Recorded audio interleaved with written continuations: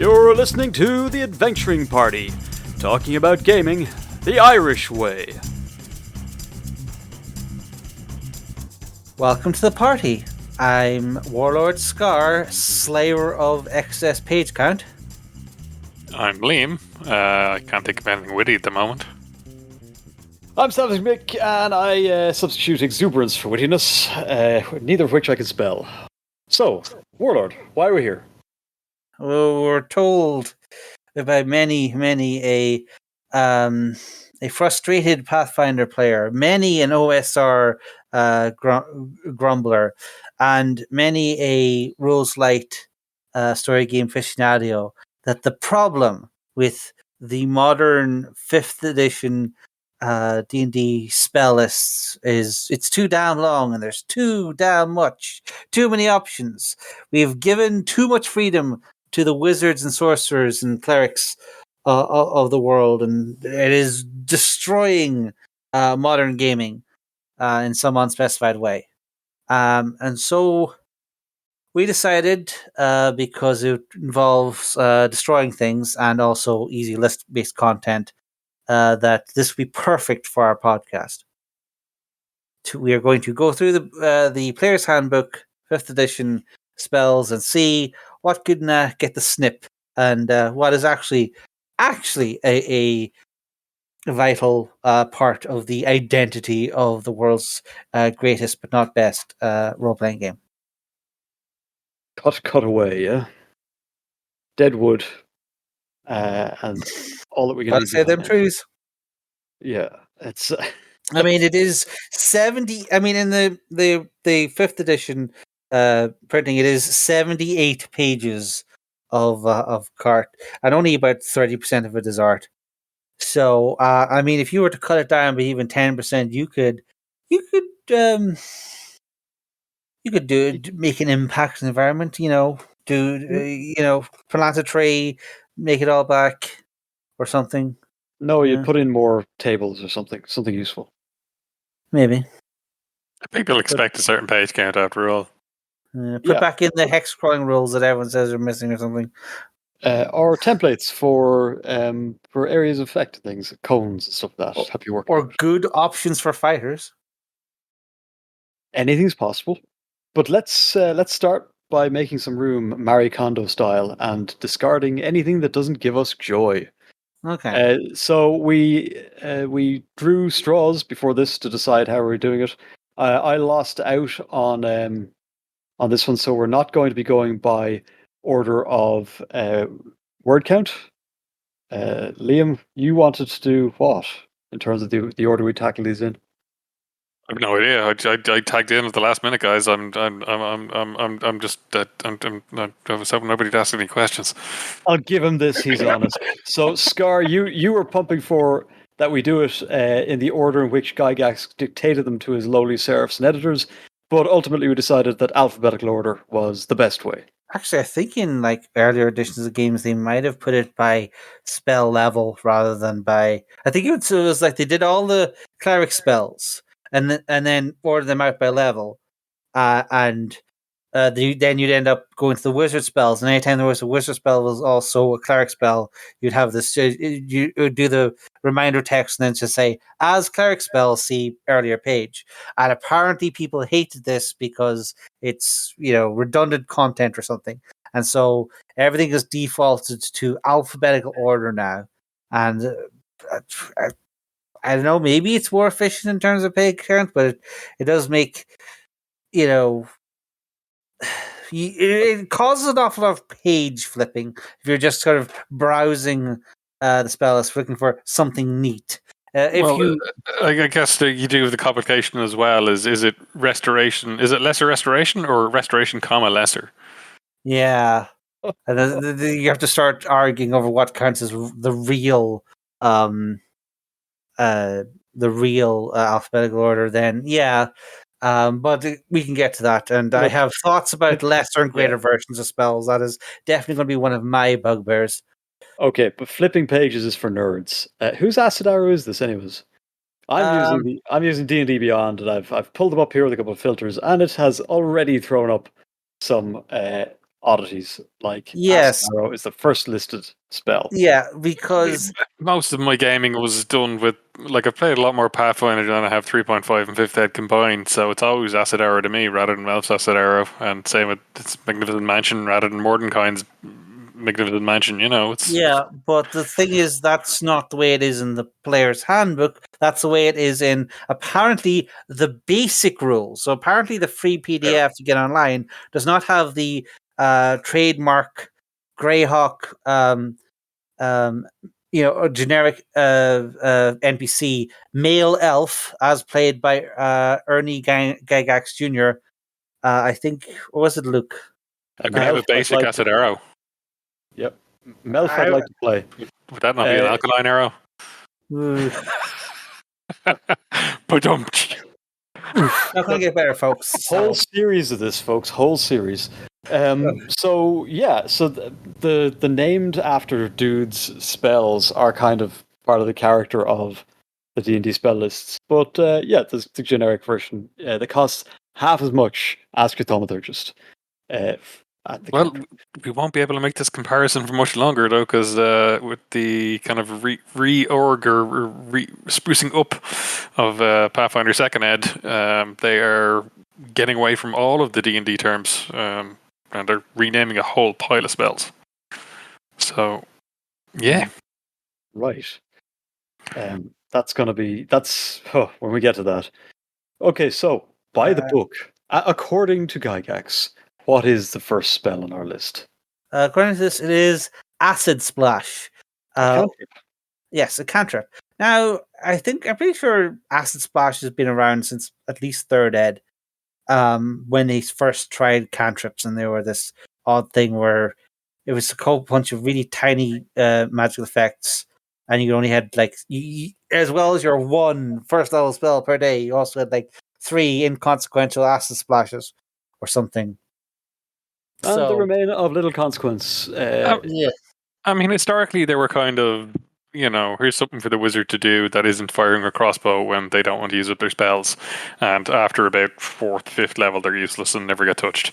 Yeah. So choose 1 or 2 creatures you can see within range. If you choose 2, they must be within 5 feet of each other. So the Chuckle Brothers. Target must succeed dexterity saving throw or take 1d6. So its claim to fame is that it can hit 2 things, and you can do it as often as you like at level 1. So in the old boy corridor fight, it's amazing.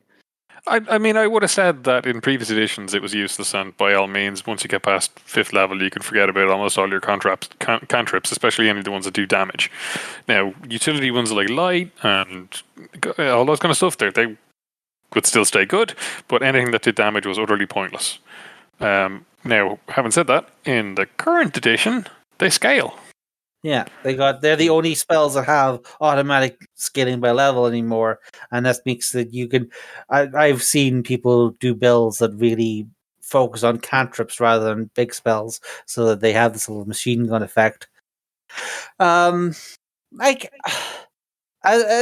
we're doing our main criteria of usability, the main issue with a spell like this is there's like 3 or 4 of these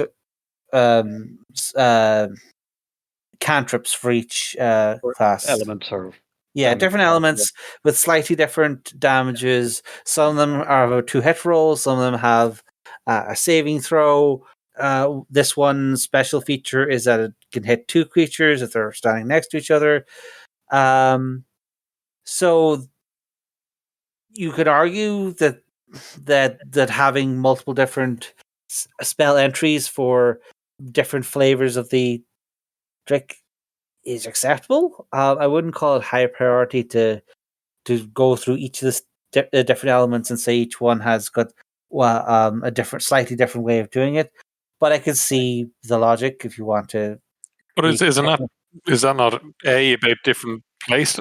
Is that not a bit different play styles, and also about kind of different, like the different uses? If you've something with a very high AC, you don't want to use a spell that will, involve you making a roll to hit its AC, but you might want to throw something at it that might require a save.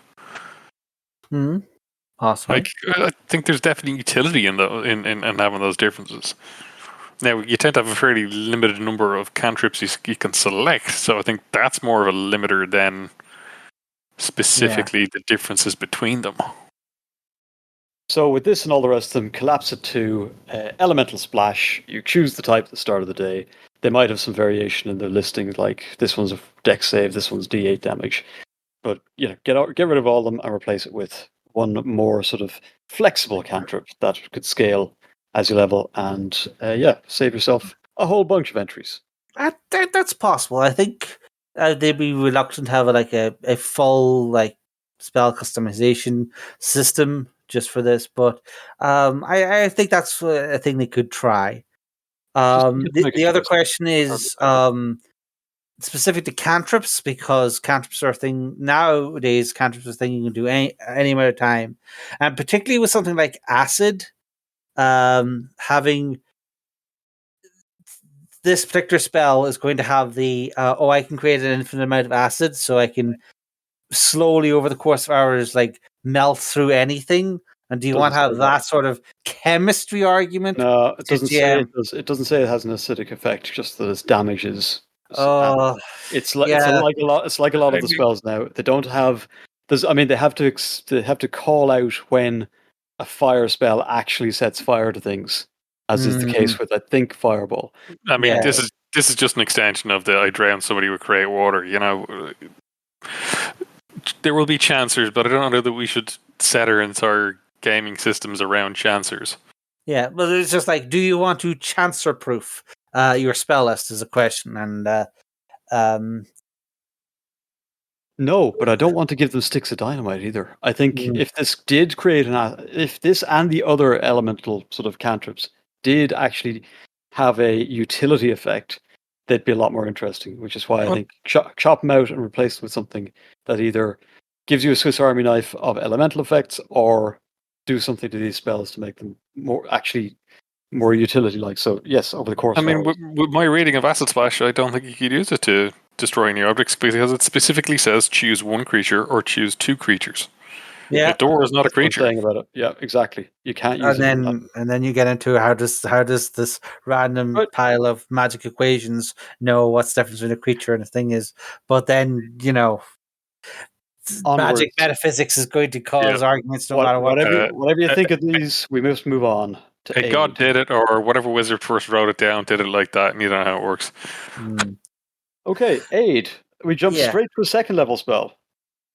Yeah, and this is one where I would definitely say to cut this, but less because it's a non-interesting niche, but more because this particular spell is just crap. It is increase your hit points by 5, and you can affect a couple of people with it, and it does last a long while. But it's you're spending an entire second level spell slot just so that you have a higher maximum HP. And it also has that problem where a particularly sadistic GM could say that you just hit 0 hit points. That means your spell wears off, and that means if any of you step behind a bush to use the facilities, you're stepping outside of 30 feet, so therefore the spell goes. This I understand the appeal of having a hit point buff, but the version in third ed where it added a small hit bonus as well as a hit point increase sounded a lot more better than this, which is such a minor effect, especially considering the high damage totals of you're going to be. Yeah, so it's... And I wanted to say that I didn't like the name because it doesn't do the thing that it purports to do, which is the aid action, aid other. So as you say, it had an aid effect in previous editions, doesn't have it here, get rid of it. Yeah, there's nothing wrong with the buff, but this implementation, it was just terrible, so yeah. It's just entirely there to make a poor taste joke. Turn around your players and say, I gave you AIDS. Ha ha ha ha. Yeah, I think this that note. It's okay, guys. South Park made that joke and unveiled a big plaque So Oh my God. we can make jokes about it. I didn't say it was in poor taste because let's face it, that joke It's wouldn't be our funny. design. Wouldn't be funny the first time. And if your player kept making it, you'd be like, "Why do I game with you?" Yeah. But yes, now we go on to a more staple prep time spell. This is the alarm spell, which is to set up an area that so that if anyone tries to sneak up on you as you're almost definitely because you're sleeping or you're in your wizard lab trying to make potions or something, the alarm spell will tell anyone trying to sneak up on you and alert you. And I've not played Fifth Ed for a while, so correct me if I'm wrong on this, but a ritual spell, if you take 10 minutes to cast it, it doesn't cost you a slot, right? yes, That's exactly right. Shit. Casting time is 1 minute, so if you got the time to cast the 1 minute version, you've probably got the time to cast a 10-minute version. Yeah. almost Fair. definitely. Which is sort of my problem. It's like, okay, the spell effect itself, yeah, that's neat. It explains how certain things work in dungeons. It explains how player characters can avoid problems that they're resting.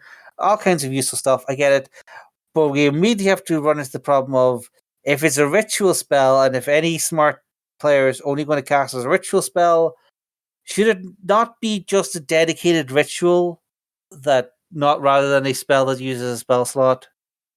This has been a problem I've had since they did that in Are there rituals that don't take up spell slots? no, but I mean like okay, I'm thinking What back to what they fourth would do is edition. they do in the current edition is they take up one of your prepared spells for the day and the kind of caster you are. Yeah. And for this, I can replicate this with a tin can and a bit of string. Which is it's just ironically the components that you use to make the spell. But a Yes. visible tin can and bell and string. Or it's a Yeah. visible tin can and string. This is invisible. And Like that's kind of the point. the added value here is you get a ping in your mind if you're within 1 mile of the warded area. Buddy, I'm a mile away. I don't care what's happening at that doorway or patch or ground or window. I've got Look, other things in front of me. I care about my horse. I've named my horse. Just because you don't care about your horse, don't. I want that alarm, all right? Why is your horse? Yeah, the neighbors are listening to that horse alarm going, is anyone going to shut that off? I don't think there's any use for this. It's bloody useless. Get rid of it. It's a utility spell. I think that there's some use in it. Now, I guess, okay, rules question. If you have used up all of your first level slots, can you not cast it, or can you still have a go doing it ritually? Don't make me go through the spellcasting rules. But I think, I think you're fine. Yeah. Yeah, that is sort of the one of the things. It's just like I feel that ritual spells like this should not use the same spell system. I think there should be like in fourth edition they had a separate system for ritual spells because they were just sort of neat tricks your character knew that didn't use the same rules as battle spells, as we might call them, and that made them. They weren't competing for resources, and that mean you could focus on having a whole bunch of out of combat tricks if you were so inclined. Although in part fourth edge probably weren't. I mean, let's face it. Look, we're gonna get a lot of content out of this. But I mean, I could pretty much boil down my opinion to be, other than mage armor, magic missile, color spray up to 5th level, and burning hands. Everything else is utility. Mm. On the first level list. Yeah. But I like utility spells, and I absolutely enjoy that they're there. Alarm is probably on the lower end of utility. If you have a very low player count party, if you've got 2 or 3 people in an adventuring group, I think it's quite useful because then you could potentially not have somebody on watch, because the 3-player party group, you can't really have somebody on an 8-hour watch. Whereas if you got a 5-6 player group, it's very easy for you to go, all right, we'll take an hour and a half or 2 hours each, and you can even double up on watches. Yeah. I think it's a useful effect to have, but I don't think you should use the same rules as the rest of the spells. And we'll probably come back to that when we hit the other ritual spells. Next up is one called Alter Self. And this is a tricky one because I really, really, really like this spell, but I totally see why people would think it should be removed because it is all of the good parts of polymorph that any of the rules complications, and also it's a disguise spell, and it's just a really super efficient. And it also does water breathing, and yeah, there's a lot to it. Huh. I mean, looking at it, okay. Well, the aquatic adaptation is pretty good. That basically gives you a swim speed and lets you breathe underwater. So it's the same as water breathing, and gives you a swim speed. The change appearance, okay, yeah, sure. Kind of circumstantial, but yeah. Natural weapons is arse. It's kind of worse, but it's one of those things where, as an addition to a thing where you can go between being a merman to disguising yourself as any number of minions or party goers or whatever. As a better disguised self with extra features, it's a really efficient spell. Casting time is pretty short. It's only one action. It is concentration, though. Yeah, true. It doesn't. It's not concentration is perfect. pretty hard to break in 5th Ed. Yeah, but you can only have one go at a time. I think it's a cool spell. I really like it, but it does run into what I think is going to be one of my bugbears going through this is like, if you're going to make a spell and which is doing all the stuff that the lower level disguise spell is, and doing a whole bunch of the useful stuff that the higher level polymorph does, are we not setting this precedent where couldn't we have one change self spell, which if you cast it at level 1 acts as a disguise, and then as you level up, starts getting more things like the aquatic adaptation and the natural weapons, and then as you go up, you become polymorphing, and then turn into dragon at higher levels. And Shane, this isn't Pathfinder. You can't be having spells be different and have much different effects the more you, the higher level up you go, and the more juice you put into it, or the more actions you put into it. I'm merely thinking that like this is one of those things where if your goal, and this is our goal, it's clearly not the goal of the 5th Ed designers. I doubt it's going to be the goal of the 50. I keep calling it 50th anniversary edition because they refuse to give it a proper edition name. But the edition is coming out in 2024, even if it's not an edition. We'll worry about it. I suspect because they are very clearly signaling they do not want to rock the boat. That they're probably not going to use something very similar to what 5th Ed does. But if my goal was to take shears to the spell list, a lot of what I would do is I'd be combining spell effects like disguising or polymorphing and just blobbing them into one spell that gets better, and rather than having your spells no increase every thing, and you have to take lesser restoration and greater restoration as separate spells, and my instinct is just have like a couple of spells that get better as you go up. But well, I mean, the straight away you could say that this level 2 spell, level 3, you can target things other than yourself. Yeah, that would just be a start. But yeah, because I mean, like you're looking at flick through the polymorph. That's level 4, and that would allow you to target something. You can target. There's no target thing in it, so you can target anybody. If there's one unwilling, it's a save. Now there's all sorts of stuff about stats of gaining new stats and stuff. That is a little bit messy in a way. This guy is a lot cleaner in that you just get these abilities.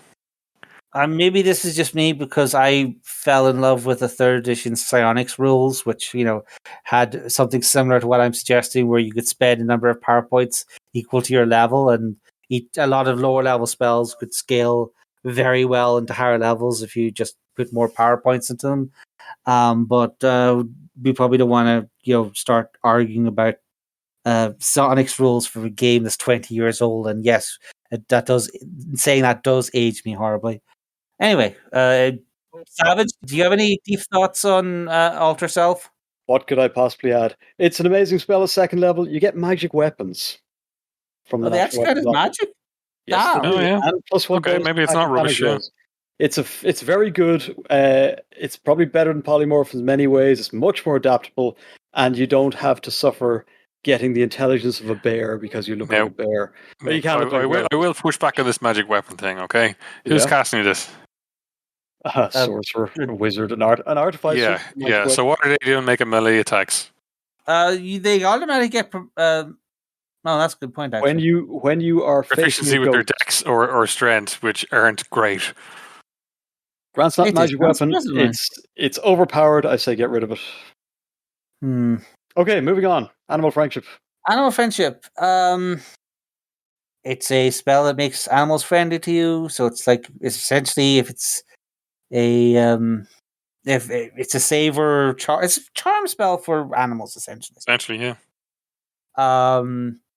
I totally see a whole bunch of druids taking this as just a utility spell, particularly at lower levels when wandering bears are going to be a thing that you might want to use a spell like this on, or if you're in a sandbox campaign and your GM is liable to randomly have Tyrannosaurus Rexes show up, or do they count as beasts? Okay, so yeah, the main problem you're going to have with the spell is arguments over whether this does it count as a beast, or does it count as a magical beast, or does it count as a monstrosity? And it's the owl bear problem that happened after the movie, all over again, and what to count as an animal in a fantasy world, etc., etc. So there's potential for argument fodder, but some people like that in spells. I don't have a problem with this, except again, my thing of there's going to be later on we're going to have stuff like Charm Monster and Speak with Animals, and actually we're probably going to have a whole bunch of those right coming up because there's like 2 other animal spells right now. Could we not combine a lot of these spells together? But I've already made that point. Just roll this in under charm and give it a kind of a couple of things about animals. It's a couple of lines. This seems like something that a ranger or a druid should be able to do with a nature check. Or yeah, that's the other thing. Is like, absolutely. Do you want to have the open locks with spell or open locks with thief argument, except for animals? Because some people will just go, "Oh yeah, you rolled 20 on your animal check. Yeah, you're a Disney princess. You frolic with the animals all day." And some people say, "No, it is a wild animal. You can never be one with them." And then that's where you turn to spells which make it explicit. And anyway, this is also potentially a jerk GM spell. Yeah. This spell lets you convince a beast that you mean it no harm. Or it's a shame. You don't mean the beast any harm, but it's gonna maul Savage's leg off. I mean, he's clearly coming with a fork in his hand. Okay, I did maybe bring that bottle of bear sauce with me. Perhaps not the greatest idea. Right. Middling, let's say. I don't think it needs to be cut, but it could be. It's a subset of charm. Get rid of it. Animal Messenger next, which is what you do after you've already made friends with the animal. So, again, whether it's by skill check, or wasting a spell, and you make the animal send a little message to someone, and it flies off and delivers it. There's actual rules for how far it can travel, so it's a quirky little spell. I would not call it an essential spell, but it is flavorful, and that's the other thing is that some people really, really like having flavorful dumb spells with very niche. I mean, it's a staple. It's a classic of the genre. We all remember, on top of the Terror of Orthanc. Yeah. Gandalf standing, lying up there and getting the butterfly to flap off, and so it's always going to be in some version of fantasy gaming. Yeah, but again, that's my problem with a lot of things that get added to this list. Gandalf did it, therefore it has to be a spell. This is budget sending, and really slow budget sending. This is second class sending. Yeah, well, but sending's a third level spell, so clearly people who are 2 levels too low to use sending should have their own special things. And if it's a druid, that means it's more thematically appropriate. And it goes on like this. People, as I say, there are people who are going to say that because this is quirky and weird, that gives it more value than, it just does 3d6 extra damage. But there's other people who say, well, this is so niche, it's eating up real estate in the book. And to my mind, this immediately, to me, it sets off by, this is a ritual spell. This is yet another spell that could be taken out of the, let's call them action spells category, and, where it costs a resource, and instead put into a ritual spell book, where everyone has a couple of cool ritual tricks that they know. And, I mean, that's what scrolls are for. Okay. You know what I can do? I can't send yet because it's third level spell. Animal Messenger is taking up a second level spell slot. I could just use my first level Find Familiar and have that gate go and deliver the message, because it isn't going to speak it, but it will at least carry something I give it and not screw around. And it's reusable. I only have to cast Find Familiar once. Yeah. It's redundant. Get rid of it. I have a question on it, right? So this is a ritual spell, right? So it's casting to one action. That's no problem. Okay, that casting it as a regular thing. This is not an issue. Otherwise, it's a ritual spell. So again, 10 minutes casting.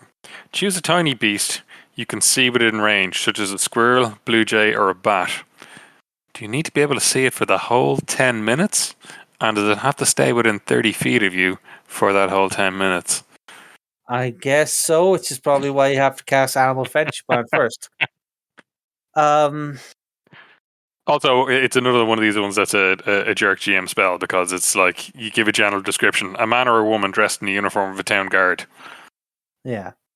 Or say, you're going to send it through the town. Yeah. Or, you could have say, well, I guess I'll roll for Peregrine Fall, kids. Oh dear, I rolled high. Like they went to the theater and found somebody who was dressed as a town guard in the theater production, and then they gave them that message, and now you're not getting your assistance or whatever.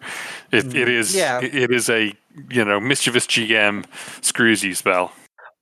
A lot of people, coincidentally, a lot of mischievous GMs really like that and feel resentful when someone takes a spell that does extra 3d6 damage instead. But that's a different problem than whether this spell has its own inherent value. So we've had a lot of fun dealing with random first and second level spells. Do you want to jump up to an 8th level spell?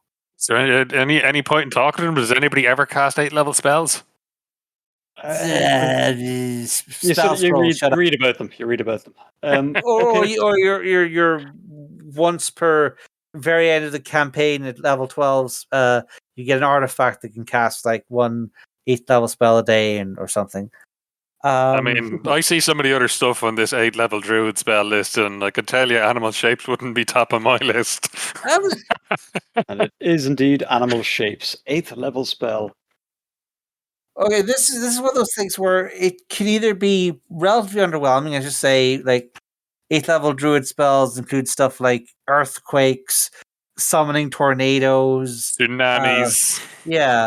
But then again, you get certain people who go, right, so how many halflings can I pack into a 30-foot space, and when I turn them all into King Kong-sized giant gorillas, do they explode outwards as a form of atomic blast of angry monkey?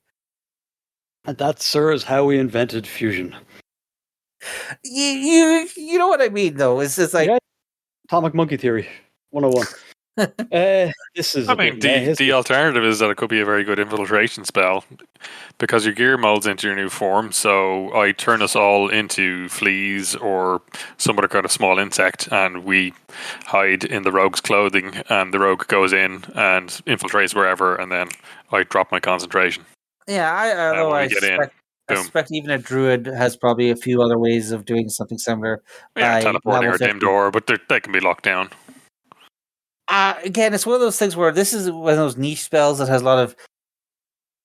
I certainly see a certain type of tricksy player being really happy with this kind of spell to actually figure out, like, oh, we'll turn all these town guards into T-Rexes, or having that argument that you've gone to Eberron and studied the venomous toxins velociraptors of the Great Plains, and you can turn people into those. And I'm going to say this is rubbish, and you know why I'm going to say it's rubbish?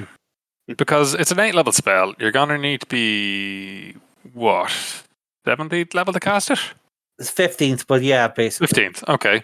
And you transform each target into a form of a larger, smaller beast with a CR of 4. 4. Yeah. Hello. 15th level.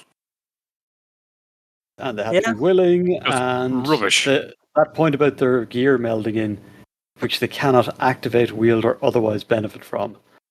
This is just ass. Don't take this. Get rid of it. Get this out of here. Gone.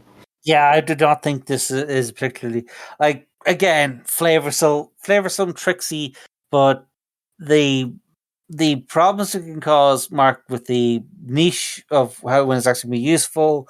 Yeah, I don't think this is worth keeping around for its own sake. Although, we're probably going to be complaining about the polymorph tree a lot as we go through this. So there's definitely going to be have to be something in the spell list for some kind of turning people into other spells.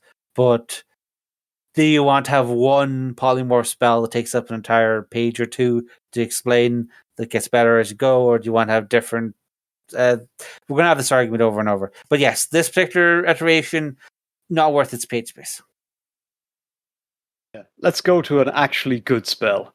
Animate Dead, a classic. You create a zombie or skeleton. A great way to find out if you've got a problematic player or not, and that's generally if they put down Animate Dead on their spell list. And then we have to have the skeleton in a bathrobe. Don't ignore Jimmy and his 3 brothers. They're just very quiet and have an odd smell, and do not sleep, and don't worry about it. How well? The great thing about Animate Dead is it gives you another body to play with, quite literally. You can the Weekend at Bernie style hilarity that comes from this. The way the players will use it is always going to be surprising, and it can be used as a distraction. It can be used to simply carry stuff. It can be used to get flanking bonuses if you're playing with those. It's got lots of great uses, and it does all of this 3rd level in a neat bundle. And more to the point, you don't have to list what all of those things are. You just give it to the players and go, now you've got a corpse that follows you around and does what you say. What are you going to do with it? And they just start to invent great stories. So I'm going to break my streak and say I think Animate Dead should be kept in. I think we should get rid of it because it's problematic, and just adding in, it's just problematic. It gives people having extra creatures and stuff just slows down combats, and then you have that same tired argument every time of why can't I have these dead guys following me around in this town when people are like, oh my god, you created zombies and stuff, you're clearly That's evil. My uncle over there. What did you do to him? Yeah. No, I will give it to save all those people from the cave and turn them into zombies. This spell will make people roleplay? Oh no. I will give it one thing. It is better than in previous iterations because there is some limit on it. You can't just have an infinite conga line of zombies and stuff falling around because the creature's under your control for 24 hours, and if you want to keep that control, you have to keep casting the spell. Yeah. So that does kind of limit the amount of shenanigans you can get up to. Yeah, you're essentially committing your spell slot to a certain extent. Yeah. You can control 4 at a maximum, which it should probably be limited by hit dice or something. But it is an improvement on previous ones. It's limited by creature type. There's no longer any skeleton template. It's like there is like 3 different types of skeleton and 3 different types of zombie in the monster manual, and that's all you're probably going to get unless your GM really, really likes make work for themselves. And So I think this is a successful iteration of a spell which, yeah, is going to have problems. And if you're going to have a necromancer in your party, that's probably more um, a party vibe thing. You want to check. Maybe you're happy with with this, or maybe not. But as a spell in itself, I think this is a big success compared to, yes, I said, other editions where they're messing around with expensive material components and, complicated rules for patrolling them and templates for different types of creatures. So necromancers were basically we're heading off into the wilderness shopping for things that turn into cool zombies, and so forth. So yeah, I think this iteration is probably the smarter way to do that. So I like the spell, and I think it earns its place, even if it is you're entirely within your rights to ban it from a player character if it does not fit the vibe of the game you're going. Okay. I think that was just by the undead skin of its teeth. Animate Objects, 5th level. This is this one shows up in the build of that kind of that player's got a weird gleam in his eye and arrives with an Excel sheet to power his character. Like, right, Can we give up using the dice on the table? I've already pre-programmed this app to roll all my attack rolls at once. Yeah, and there's going to be a hurricane. It's probably a little unique in terms of 5th ed spells in that it's very detailed. So if you look at a lot of the summon spells and all this stuff, they're all fairly wishy-washy and let the GM decide. Whereas this gives you, it literally has a table and it tells you, okay, it's up to 10 objects worth of stuff. Medium objects count as 2, large objects count as 4, huge objects count as 8. So you go, okay, we'll go for 1 huge object and 2 small objects. Done. What is a little bit weird about it is, so I want myself some flying chairs, right? Now, chairs have legs, so that should give them a move speed of 30 feet. However, if an object lacks legs, so if I cut the legs off the chair before I animate it, will that give it a fly speed of 30 feet? Because it doesn't have any legs for locomotion. Yeah, this is where you say, like, the problem with this spell is not its imagination, its utility. The problem is it's one of those spells that invites min-maxing, because people very quickly notice that the spell becomes way better if you just tell it to, pull nails out of your sack, animate those, and just have them stab people with a million nails, rather than any kind of complicated thing involving reenacting Beauty and the Beast or anything like that. This is a spell trivial to optimize and definitely rewards using it in a certain way, which sort of goes against its own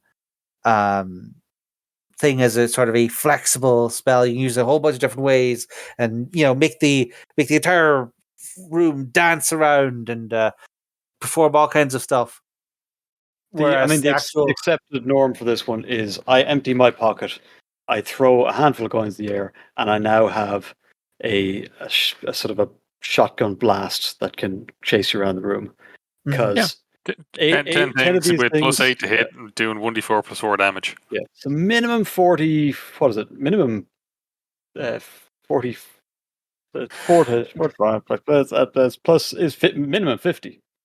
Minimum 50 damage. Minimum nothing, because I mean, again, you're casting 5th level spells, you're 9th level, so plus 8 to hit it's okay, but it's not like, oh my god. I mean, your fighter at 9th level is gonna have what, they'll have had 1 or 2 plus 2 boosts, so they'll be rolling. They'll be substantial. Magic weapon. They'll be maybe a plus 10, plus 11. They should just rename this wizard with a shotgun. Well, what is big about the having 10 small objects is that, I mean, yeah, sure, they've only got 20 hit points, but they've got 18 AC. Nobody's going to waste attacks on them. Mm-hmm. So they will stay there for the duration of the spell. They will stay there for the concentration up to 1 minute. Yeah, like it's just kind of a useful spell, but only for one particular thing. This is the thing where this type of effect is really cool. It has all kinds of potential uses for sort of like telekinesis in general, or doing something very fairy tale. It's a kind of magic that can have all kinds of interesting effects, like, as I say, reenacting Beauty and the Beast or whatever. But the mechanical implementation here is so flawed and exploitable that I don't like to say it should be cut on balanced grounds, because I say the effect is cool, but the spell itself is kind of too good in one particular way, and that sort of unbalances the thing. So I don't know if you could, like, in terms of the damage it'll do, if you put that up with Cloud Kill and Cone of Cold. I think those are higher level spells, my dude. We'll see when we get to C. And Yes, this is a fifth level transmutation spell. I'm looking at the wizard list, and yeah, there they are. I think fifth level as well. Duration helps. Duration absolutely helps. Yeah, you might get a lot more mileage out of it. Like, that's 10 rounds combat, where you could reasonably expect maybe half of them to still be up at the end. Combats last longer than 5. Exactly. You're getting your full combat out of this. I like it thematically, just as you said, Shane, but I think it's that it actually is a single issue voter disguised as a versatile spell. Means I think it should be ditched. Moving on. Antilife Shell. One of the odd things of barriers, because the game party was very big on having walls to keep people out in things. I suspect a lot of these spells were originally designed by Gygax more as traps to keep people or what have you. Or I think maybe the original version, like, kill people. I'm not actually sure. But yeah, this version is sort of a living things stay out, zombies and golems only spell, which, again, this really feels like more like dungeon dressing than a spell that a player character would have, unless you have like a desperate wizard who just being surrounded by a gang of T-Rexes summoned by animal shapes or whatever, and needs to keep them away for an hour until they get bored or whatever. Although animal shapes last longer. Anyway. I always equated this with being a villain spell. Yeah. Kind of, yeah, makes sense. This is so your villain can monologue and then leave. Kinda, yeah. And then people remember they have arrows and can throw things through the barrier, and that doesn't quite work as basic. Sure. Yeah, but they cast this and then ping you with non-concentration spells, and your fighter can't go up and batter the head off them. Oh, definitely. That's definitely something that wizards need more of, is spells to make fighters irrelevant. Well, I mean, Wall of Force is yeah, I mean, to the alphabet and has that exact same function. Ironically, completely negated by the third level spell 2 entries above, as I'm pretty sure an undead can simply walk through this. Yeah, so you have to after a minute, like, we're going to find out there's no end of various ways for wizards to surround themselves with indestructible force, or cover themselves in stone or fire, or any other number of barriers. So why do we need this one here specifically? What is it that this one has made the cut when another? Why is this particular keep out one type of thing, let another thing in effect better than another one?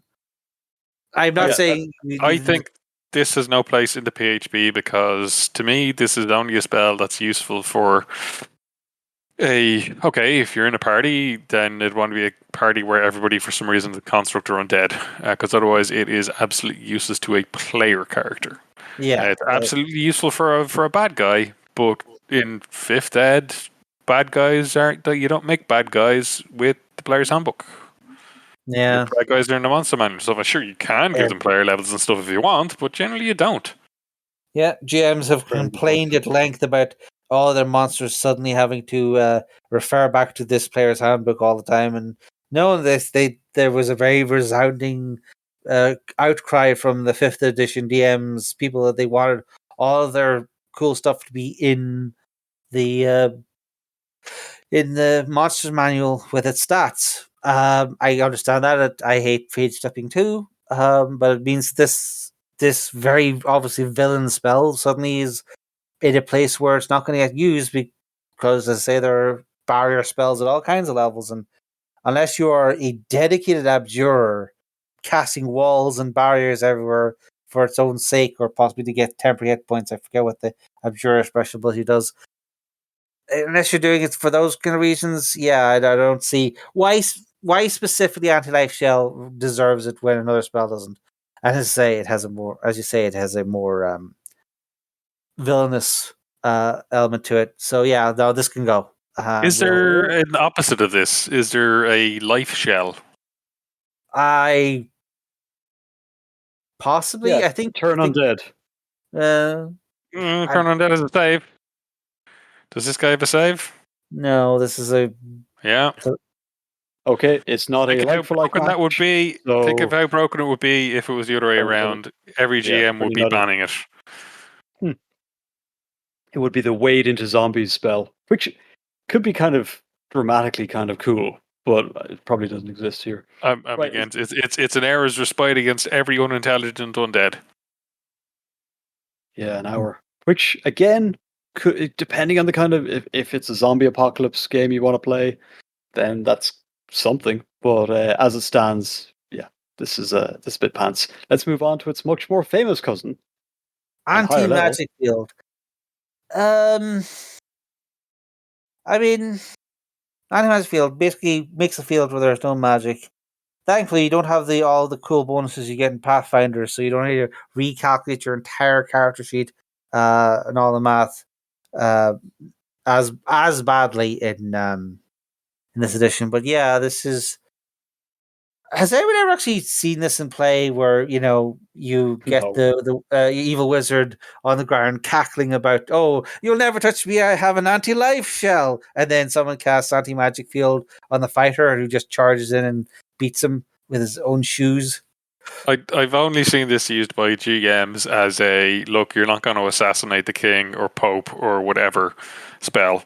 You go in and there's an anti-magic field present, and they have some hard as nails guards. So, good luck to you. You're not going to assassinate the king pope. Yeah. Get out those persuasion rolls. Yeah. Which is about given how wordy it is, that's about all we can really say about it. It's not. Oh wow, this is a big spell. 8th level. There's better things to be doing with your 8th level. Magic travel doesn't work. Magic items, become just mundane items. Your buffs go away. It's literally, to me, it is a plot devicey thing. I don't think it's really something that's practical. Because again, who's going to use it? A 15th level wizard. Who's got a 15th level wizard generally isn't going to want to take away their magic ability. Because it's range self. It's not even like, oh wow, is it? I cast it on a stone and shook it, or I cast it over there. It's range self. We'll get that when we get to S and get to sounds, whether how you handle stones but anyway, yeah, this really does feel like you're going to see a lot of this as you go. As I say, this part of why the list needs a culling is an awful lot of effects. Gary Gygax originally assumed that all magic spells had to use the same system, except, complicated spells that have bigger casting times and require thousands of gold pieces of rare magical ingredients and all that kind of stuff. And because he felt like, there needs to be something in the player's handbook that explains where all these nonsense traps and effects that I'm putting in my dungeon come from. Because originally he assumed, no one will ever get past level 10 in an actual game. We just assume that ancient sorcerers built this, and then he himself just kept playing in other people's games and got himself up to like level 17 as Mordenkainen, and then he was one throwing all these broken spells around. So I can think of one use, and that's it. If your party was going to, like, I don't know, attack a base full of wizards of Thay, great, cast this and go nuts. I mean, they're still going to be undead guys. They'll be kind of tough to take down because of that, but they won't be casting spells. But then your wizard will have the most boring session they've ever had in their life. mm-hmm. What do you got to do? Stand on the back with this crossbow and try not to trip over stuff. Yeah, it's in the. Oh, then you start getting the arguments. Well, can I just put my hands outside of the thing to cast a spell and then bring them back in? And you get that kind of stuff going. Yeah, like I do think there's a certain. Much to say that a whole bunch of spells should be sort of collapsed into one spell that gets better as you go up. There's a whole bunch of spells like Antimagic Field and Antilife Shell that should be moved into GM tricks department, where you can give them as a ability to a particularly cagey monster or NPC, or you can use them in a trap. Yeah, you'd have to really set it up because it's a 10-foot radius. Like, yeah, like if it was 100, you might go like, "Oh, okay, cool, yeah," but 10 foot. Yeah, this is more GM tool than a player spell, and the number of players that are actually going to miss it if it disappeared from the spell list, I would say we're fairly minimal. Speaking about fairly minimal, we don't have a huge amount of time left in this episode, and we have halfway through A. Let's do one more, make it an even dozen. Well, I think we're going to be repeating ourselves to do that because Antipathy / Sympathy is very much just another thing in the same vein. It's a spell that creates a zone where only certain people can come and go, and yeah, it has a slightly different way of doing it, and technically one spell has two different ways to cast it, which is a feature that more spells should have. But anyway. But yeah, so it can either let people in or keep people out, depending on which way you cast the spell.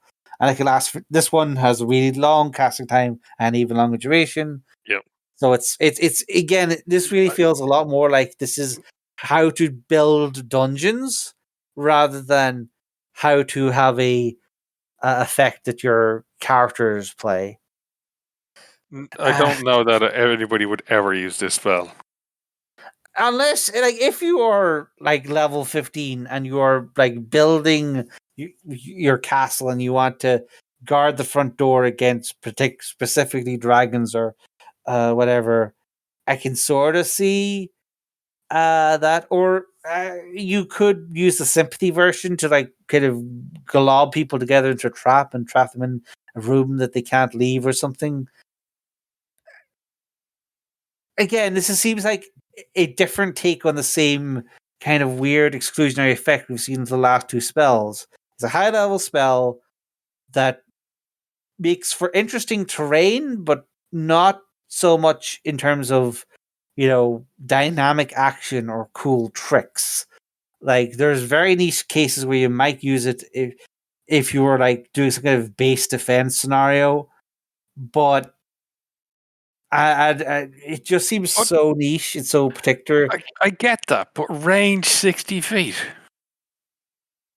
It depends on, I guess, if you pick the right place to defend. I don't know. Yeah, like this. Let's say there's room for one or two or three types of effects of this caliber. Like you could say there are room for 3 or 4 different types of cantrip for damage. But like, what is it about this specific iteration of the idea of makes a barrier, keeps people out, lets other people in? Why is this? Why does this one deserve the page space? Where Antilife Shell, we were ragging on it before, but it is a very succinct 3 paragraphs of text to explain the whole thing, whereas Antipathy takes up almost half a page. Beaten only out by Antimagic Fields is the longest spell we've seen today. I would say it's even worse because its casting time is 1 hour rather than one action, and Antilife Shell is all living creatures, whereas Antipathy is like red dragons. Yeah. Not even all dragons. Not even chromatic dragons. Red dragons. Mm-hmm. Such as red dragons, goblins, or vampires. Goblins? Does that include hobgoblins? Is it all goblinoids or just goblins? Yeah, this is you're writing arguments. See previous episode on arguments. Some people love having cool arguments they can have about their spells. Other people find it to be the most cringe thing you can possibly imagine. So yeah, even if I was nothing stopping the red dragon, picking up rocks and dropping them from a great height because you made them fail a wisdom save and they feel like going away from the place. So they're just going to spend all day dropping rocks in your fort. Yeah, that's been the further problem with all of these spells we've been having lately. Yeah, I do not see this as a useful player tool.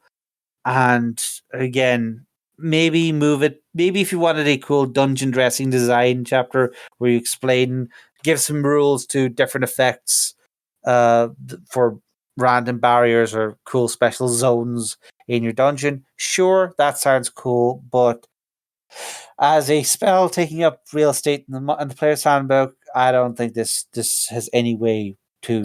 I see the sympathy part of it being more useful than the antipathy part of it. Yeah, because you could lure something into we want to capture this thing. You could lure it in. Now, as soon as any hostile moves happen, the effect is broken. But you can use it to attract small birds and animals, so you can cast animal magic on them. But yeah, I don't think unless Mick, would you like to argue against us and save this as a vital piece of your adventuring kit? Villain spell. Move on. Queen's hippogriff has gotten loose and needs to be captured, or else they'll be very upset.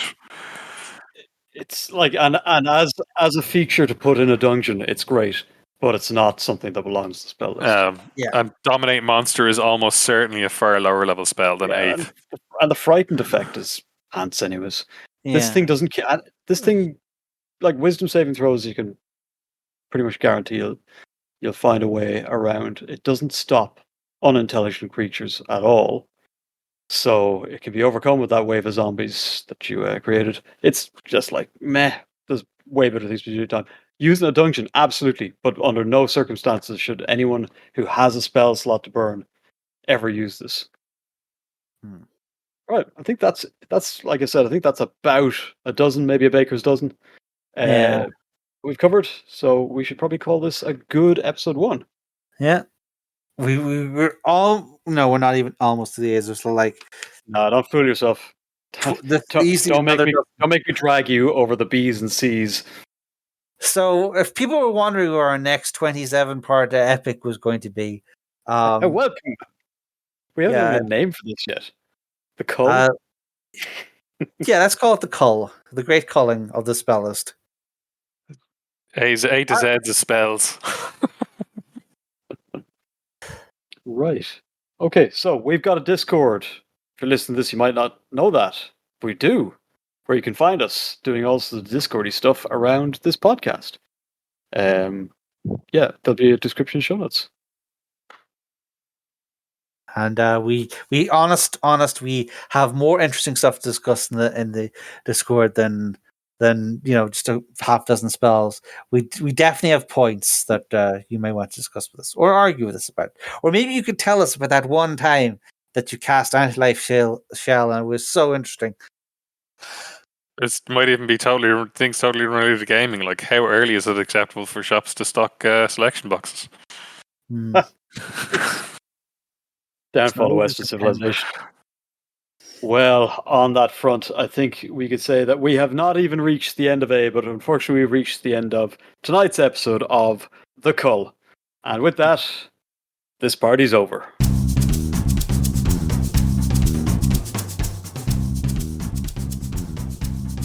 Thank you for listening to The Adventuring Party. If you'd like to leave us a voicemail, you can head on over to SpeakPipe and drop us a line. Or you can join us on our Discord server, where we keep the party going after hours. Otherwise, you can find us on Facebook, YouTube, Spotify, Twitter, or you can email the hosts at party@theadventuringparty.net. The Adventuring Party is released under a Creative Commons Attribution Non-Commercial Share-alike version 3 license, but you probably knew that already. We hope you enjoyed the episode, and look forward to seeing you back here next week. Goodbye.